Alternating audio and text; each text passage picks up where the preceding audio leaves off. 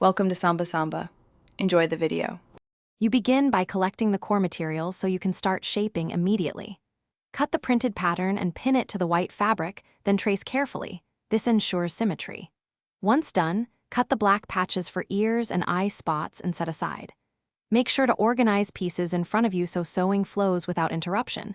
This reduces mistakes later.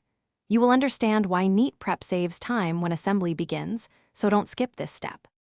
You now stitch the main body panels, matching notches and pin lines. Accurate alignment prevents lopsided results.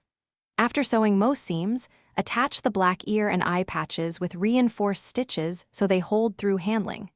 Once sewn, turn the shape right side out and smooth the seams with your fingers. This creates crisp contours. Then stuff gradually, checking proportions as you go. Add more in the torso and less in limbs, so the panda holds a natural posture when finished. You finish by closing the stuffing gap with an invisible ladder stitch, pulling threads tight so the seam disappears. That final step makes the toy look polished. Next, embroider the nose and mouth. Simple stitches give character, and trim stray fibers to refine shape. If the panda looks uneven, gently redistribute stuffing or open a small seam and restitch misaligned sections, then restuff locally.